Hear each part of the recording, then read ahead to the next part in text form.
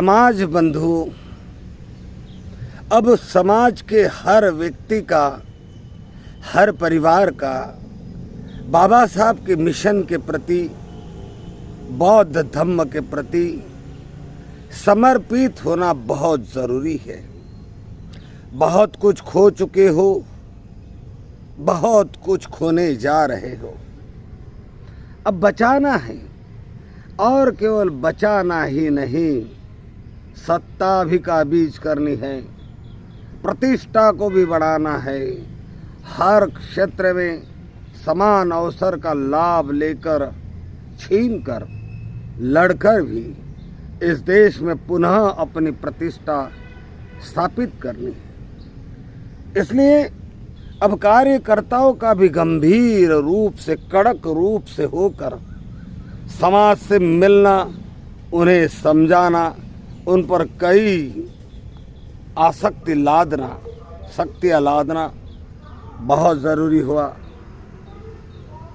समाज के हर एक व्यक्ति, हर महिला, हर युवती, हर युवक का मिशन से जुड़कर, समर्पित होकर काम करना बहुत ज़रूरी हुआ है। उत्तर प्रदेश जाग रहा है और जाग कर देश के कोने कोने में भी संदेश पहुंचा रहा है। लेकिन उत्तर प्रदेश के अंदर भी अभी बाबा साहब का मिशन, बुद्ध का मिशन जितने प्रमाण में दिखाई देता है वैसा नहीं है। अब भी लोग जातिवाद से जुड़े हैं। एससी कास्ट के लोगों का यही कर्तव्य है कि समाज के सबसे निचले तबके में आते हो तो तुम्हारे अंदर ये तृष्णा होनी चाहिए, तुम्हारे अंदर ये सबसे ऊपर जाने की आग होना चाहिए। और ये इसलिए ज़रूरी भी है कि तुम अधिक समर्पित बनो। तुम्हें त्यागना होगा, समय भी देना पड़ेगा, सीखना होगा, सीखने के लिए समय देना होगा। और शिक्षण के कार्यक्रम आयोजित हो सके इसलिए धन भी देना पड़ेगा, मन भी देना पड़ेगा, दिमाग भी देना पड़ेगा। तुम्हें पूरी तरह से समर्पित होना ही पड़ेगा। तुम्हें कुछ शौक मौज को त्यागना पड़ेगा, कष्ट उठाने पड़ेंगे, तभी तुम तुम्हारी खोई हुई साख बचा सकते हो, तभी तुम इस देश में ऊपर आ सकते हो, तभी तुम्हारा कल्याण संभव है, तुम्हारी सुरक्षा संभव है, तुम्हारा अस्तित्व टिकाना संभव होगा। मनवाद बुरी तरह से जाग चुका है और ये मनवाद वही परंपरा जो व्यक्ति व्यक्ति के विभाजित करती है, जातियों के नाम पर, धर्म के नाम पर, कर्म कांडों के नाम पर मूर्ख बनाती है। इस विचारधारा का खुलेआम विरोध करना कोई गुनाह, कोई पाप नहीं है और ये हमें करना ही होगा, क्योंकि ये हर किसी भी व्यक्ति के लिए घातक है, समाज के लिए घातक है, देश के लिए घातक है। इसलिए निर्भय होकर हमें गलत चीज़ों का विरोध करना पड़ेगा। उत्तर प्रदेश, बिहार में अब भी जिस प्रकार से हम अपेक्षा करते बुद्धिज़्म की, जिस प्रकार से हम अपेक्षा करते अम्बेडकरवाद की, नहीं हो रहा है। लेकिन उत्तर प्रदेश, बिहार धीरे धीरे बाबा साहब की तरफ आने लगा है। राजस्थान भी बुद्ध की तरफ कदम बढ़ा चुका है।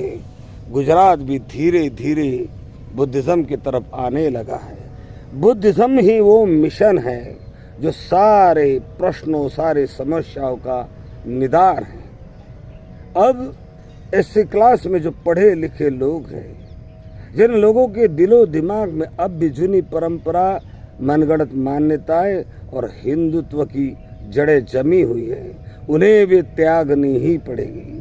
उन्हें समझदारी से इसे समझना ही पड़ेगा कि बुद्धिज़्म और अम्बेडकरवाद कितना ज़रूरी है। आपको मैदान में आना ही पड़ेगा, आपको समर्पित होना ही पड़ेगा।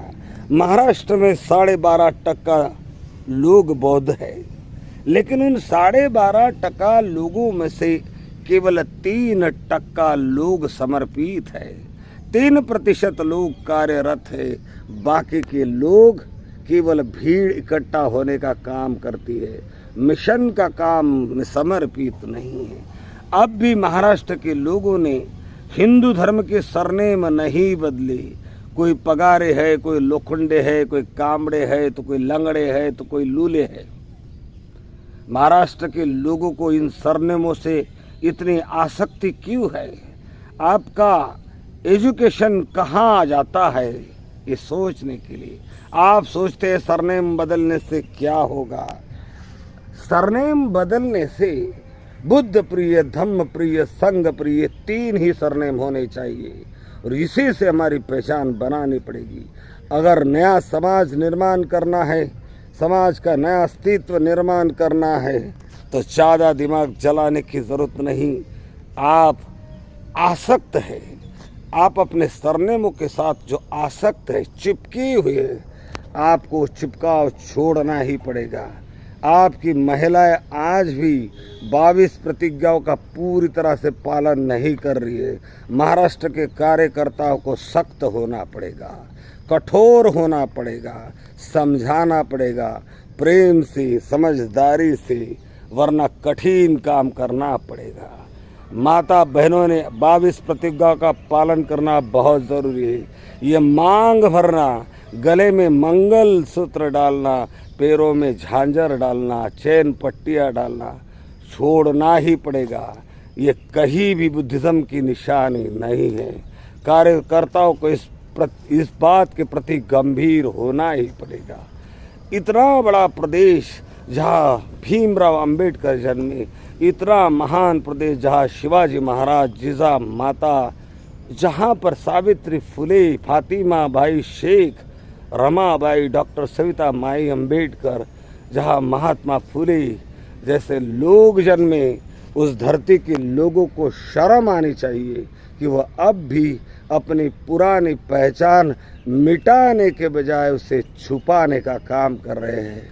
मेरे सख्त शब्दों में कहने का तात्पर्य यही है कि वो कौन सी बात है जो तुम्हें इस पगारे, लोखंडे, कामड़े, लंगड़े, लूले, ताइड़े इस सरनेमों में मिलती है। क्या आपको नहीं लगता कि हमने भी समाज का नया अस्तित्व बनाना चाहिए, नई पहचान बनानी चाहिए? धम्म बंधु, महाराष्ट्र की महिलाएं सिंदूर लगाना छोड़ दे, मंगल सूत्र पहनना छोड़ दे। मनुष्य, युवा युवतियाँ अपने सरनेम बदले।